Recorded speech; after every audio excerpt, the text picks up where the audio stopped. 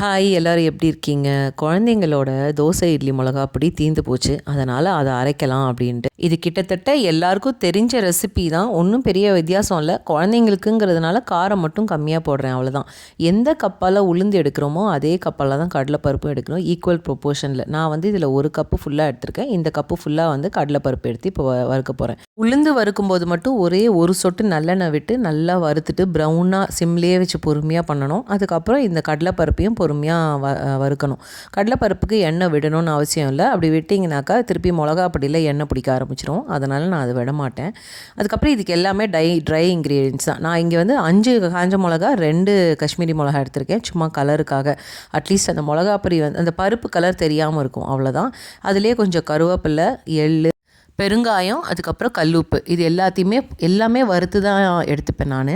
நீங்கள் எப்படி பண்ணுவீங்கன்னு எனக்கு தெரியாது. எனக்கு எதுவுமே பச்சை வாடை அடித்தா பிடிக்காது. அதனால் நல்லா ஃப்ரை பண்ணிடுவேன்.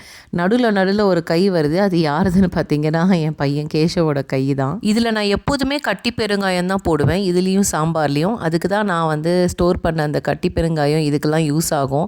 நான் மைக்ரோவேவ் பண்ணி எப்படி ஸ்டோர் பண்ணணுங்கிற வீடியோவும் நான் போட்டிருக்கேன் இதுக்கு முன்னாடி, வேணும்னா நீங்கள் அதை செக் பண்ணிக்கலாம். ஃபஸ்ட்டு எல்லாத்தையும் தனித்தனியாக வறுத்து எடுத்துக்கிட்டு இதெல்லாம் மட்டும் சேர்த்து வறுத்து எடுத்துகிட்டு அதுக்கப்புறம் இதே பாத்திரத்தில் நம்ம அந்த கடலைப்பருப்பும் உளுந்தும் வச்சுருந்தோம்ல வறுத்து ஆல்ரெடி, அதை எடுத்து இதில் கொட்டி கொஞ்சம் நேரம் ஆற விட்டுட்டு அதுக்கப்புறம் நல்லா மிக்சியில் அரைச்சிடுவேன்.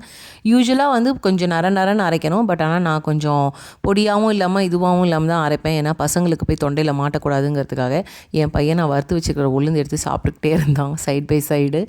அதுக்கப்புறம் இந்த சைடில் பார்த்திங்கனாக்கா அந்த தலைக்கு வைக்கிற எண்ணெயும் வந்து லைட்டாக சூடு பண்ணி நல்லா தலையில் ஊற வச்சு 2 மணி நேரம் கழித்து குளிச்சாச்சு. குளித்து முடிச்சுட்டு மிளகா பொடியும் அரைச்சாச்சு.